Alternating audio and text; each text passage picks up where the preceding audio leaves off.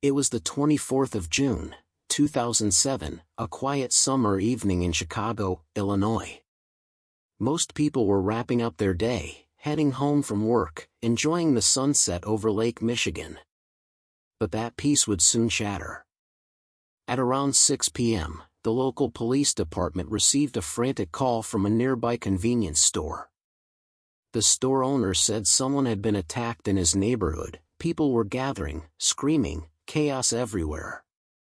Within minutes, more calls started flooding in from nearby residents, all reporting the same thing. A terrible crime had just happened. A police unit was immediately dispatched to the address. When officers arrived, they found a crowd of horrified neighbors gathered in front of a small, worn-down house. The lead officer stepped out of the patrol car, ordering everyone to step back. "Clear the area. Let us through," he shouted, pushing his way toward the front porch. Inside the house, the officers froze at what they saw. Two women lay lifeless on the floor, both covered in deep stab wounds. Blood was splattered across the entryway, a gruesome trail leading from the front door all the way into the living room. The forensics team was called immediately. As they examined the scene, they noticed a large pool of blood right by the front door, evidence of the first attack. It appeared the first victim, an elderly woman in her late 60s, had been stabbed just as she opened the door. She had tried to escape deeper into the house but collapsed after several more blows. The second victim, a young woman in her early 20s, had also been stabbed multiple times, possibly while trying to defend herself. Detectives started canvassing the neighborhood. "Did anyone hear anything unusual? Any screams?" they asked. Most of the neighbors were too shaken to speak, but a few recognized the victims. The older woman's name was Evelyn Moore, 68 years old. Locals said she worked as a spiritual medium, reading tarot cards and cleansing people's homes. Her daughter, Grace Moore, 22, lived with her and often helped her with clients. Among the shocked faces outside, one woman suddenly broke down in tears, screaming Evelyn's name. When officers approached, she cried out, "She's my sister." The detectives gently led her away from the scene and took her to the station for questioning. Along with her came the store owner who had first reported the incident. At the precinct, while police were taking statements, the forensic team continued their work inside the house. They noticed something odd. The wounds on the two bodies were different, inflicted by two separate knives. That could only mean one thing: there had been two attackers. As they searched the rooms, another detail caught their attention. The entire house looked untouched, except for the bedroom.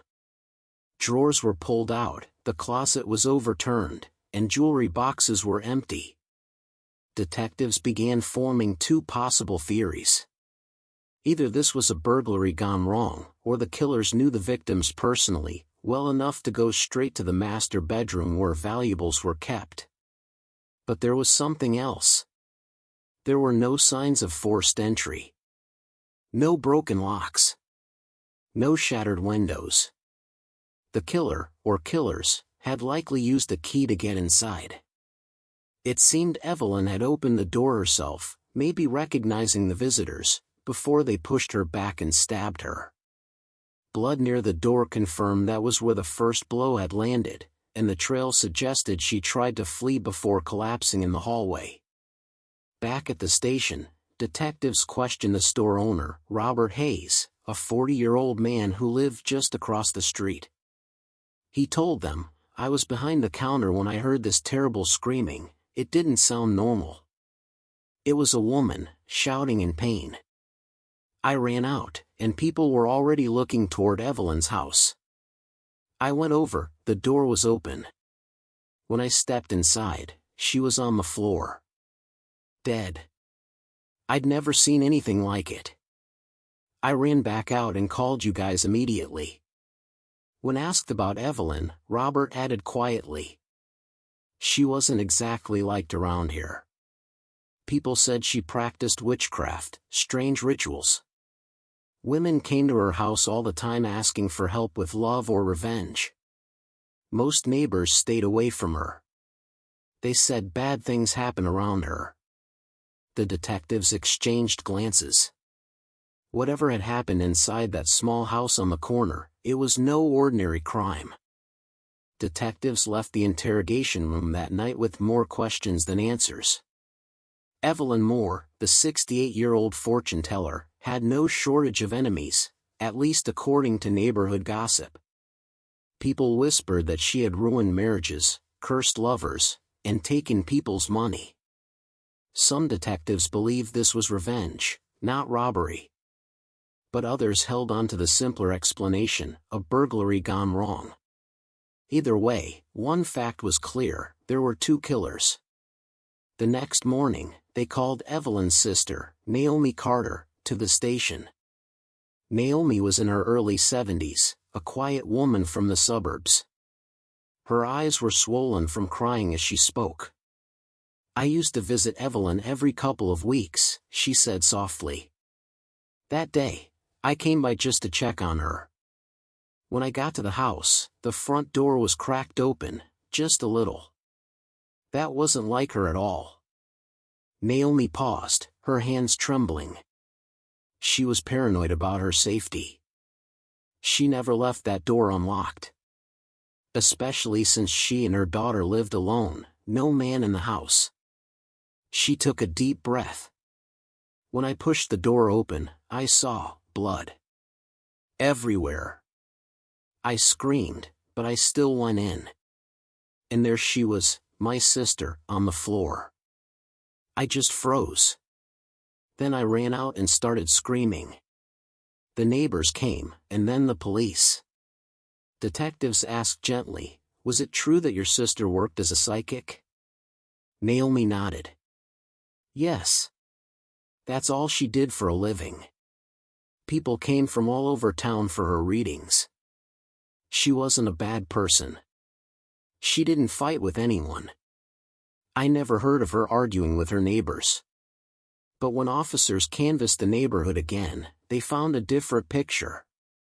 Most people admitted they didn't like Evelyn. They called her the witch on Elm Street. No one spoke to her much, not even her own daughter's friends. Still, none of them could name a single person who might have wanted her dead. The real problem came when forensics began sorting through hundreds of fingerprints found inside the house. Evelyn's home was always full of women, clients, curious neighbors, strangers looking for spiritual help. Every surface, every doorknob, every glass, was covered in prints. It was a nightmare for the investigators. They began the slow process of matching every fingerprint to someone known. Family first. Then her close friends. Then her regular clients. One by one, they brought in women for questioning, 10, 20, 30 clients, all denying any involvement. Weeks passed, then months. The case grew colder with every empty lead. Autopsy reports confirmed what they already knew: both Evelyn and Grace had died from multiple stab wounds. But a key detail emerged: the time of death. The coroner estimated Evelyn had been killed around 4 p.m., and Grace about an hour later. That meant Grace was alive long enough to see her mother die. For detectives, it was personal now. They spent days revisiting the crime scene, looking for anything they might have missed. After 40 days, they returned to Evelyn's house, collecting every new trace, every overlooked fingerprint. One pattern began to stand out. Many of the fingerprints belonged to regulars, women who had visited the psychic's house for years. But among them, there were two sets of prints that stood out, both from people who had never been seen by any of Evelyn's known friends or clients. Who were they? The police started tracking down the women one by one. Every time a match appeared in the system, they brought the person in, questioned her, compared alibis, checked motives. 30 women later, the list was exhausted. No one fit. No one had a reason to kill Evelyn and Grace Moore. Until 6 months later, when another body appeared. It was November 26, 2007, a cold Monday evening. At 9 p.m., police received another call, this time from a man who had walked into a wealthy woman's home on the north side of Chicago and found her dead. The victim, a 30-year-old named Marcia Hill, had been stabbed repeatedly inside her luxurious villa. When detectives arrived, they froze. The wounds were almost identical to those found on Evelyn and Grace. Same weapon. Same brutality. The killer, or killers, were back. The second murder scene was eerily familiar. When the forensic team arrived at Marcia Hill's villa, the sun had barely risen. Police tape stretched across the front gate as investigators began combing through the massive, modern house on the north side of Chicago. Just like the first case, the bedroom was torn apart, drawers pulled open, jewelry scattered, and the closet doors broken. The rest of the house was spotless, untouched. Whoever had done this knew exactly where to look. Inside the walk-in closet, detectives found an open safe, empty. A few stacks of cash were gone, along with nearly all of Marcia's gold jewelry. The burglars had gone straight to it, as if they knew it was there all along. Detectives called in Marcia's husband, Ahmed Hill, a 41-year-old hotel manager who worked in Las Vegas and commuted to Chicago on weekends. He looked pale, exhausted, still in shock. He told the officers, "I've been married to Marcia for 2 years. We never had any serious fights. We were fine, happy." He explained that he spent most of the week at his hotel in Las Vegas, coming home on his days off. "I called her that morning, around 10 a.m., no answer. Tried again at noon, nothing. She never ignored my calls like that." Worried, Ahmed phoned his mother-in-law. "I told her something didn't feel right," he said. She said she'd drive to the house to check on Marcia. His mother-in-law, Mrs. Howard, arrived at the villa around 3 p.m. She knocked for almost an hour, no response. The front gate was locked, and no one answered the doorbell. Finally, panicked, she called Ahmed and said, "Something's wrong. You need to come to Chicago. Now." Ahmed's voice broke as he recounted what happened next. "I left Vegas immediately. Drove through the night. When I arrived the next morning, I used my key to open the front door. My mother-in-law was waiting outside. We went in together." He stopped, his eyes filled with tears. "She was there. On the floor. Covered in blood. My wife. I called 911. I couldn't believe what I was seeing." Police questioned him about possible enemies. "Did your wife have any problems with anyone? Any disputes? Old friends, maybe a jealous ex?" "No," he insisted. "Everyone loved her. She didn't fight with anyone." Detectives returned to the villa with Ahmed, inspecting every inch of the property once again. Everything pointed to robbery, but a calculated one. The intruders had gone straight to the safe, opened it without breaking the lock, and taken only select items. That meant they knew about the safe. "How would they know where it was?" one officer asked.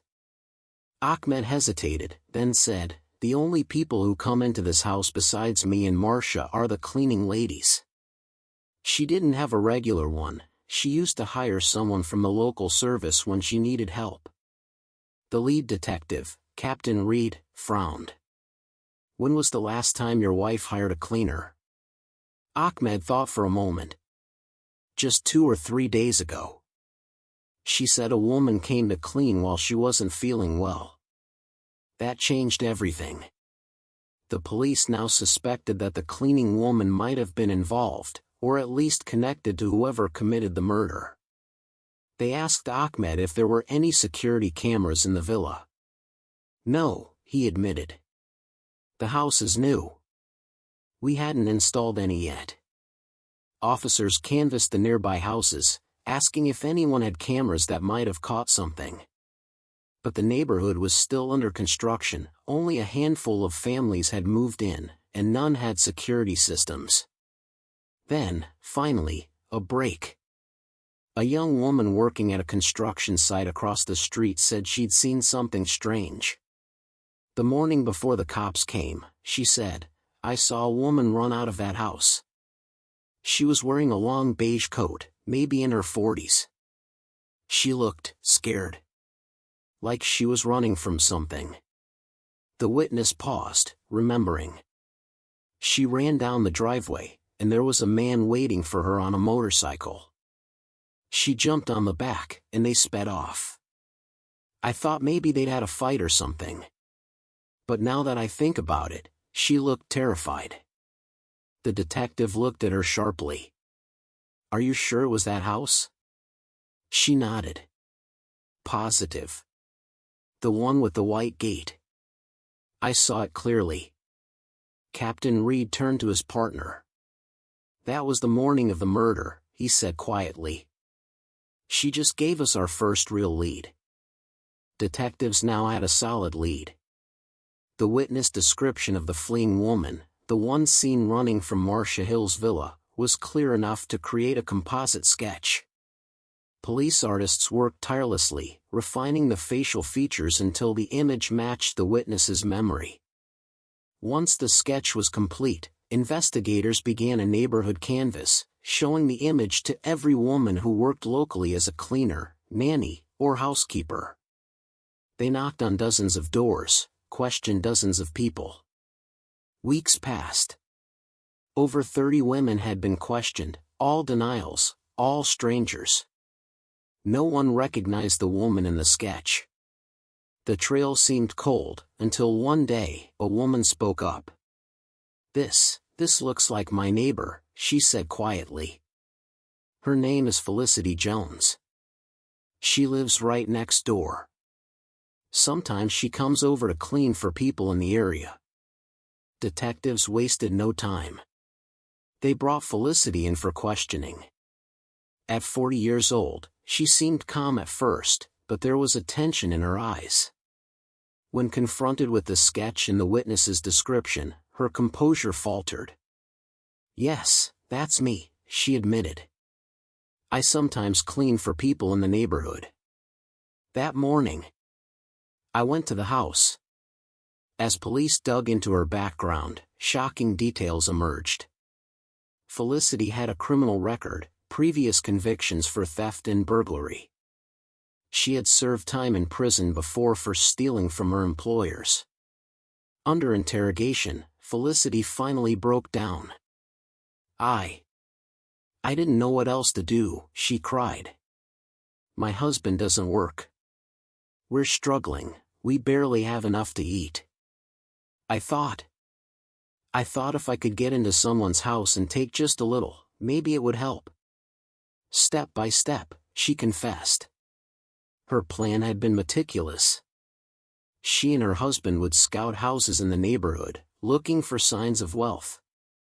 Once they identified a target, Felicity would enter alone, posing as a cleaner. She would check for valuables, cash, jewelry, and quietly take them while no one was paying attention. Her first victims had been Evelyn Moore and Grace Moore. Felicity had lured them with her friendly demeanor, then struck when the moment was right. The second crime, the murder of Marcia Hill, had followed the same pattern. This time, she had acted alone, knowing the young woman lived by herself and that the safe contained valuable items. Felicity detailed every step, how she scoped the houses, learned the routines, timed her entries, and executed the thefts.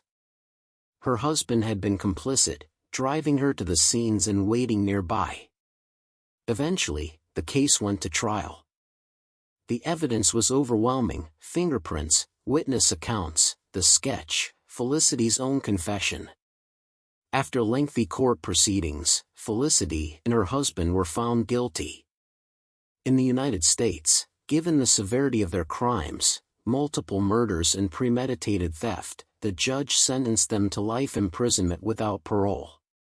Justice had been served, though it came after months of painstaking investigation. The quiet neighborhoods of Chicago slowly returned to normal, but the memory of the crimes, and the meticulous, cold-blooded planning of Felicity Jones, would linger in the minds of the investigators and the community for years to come.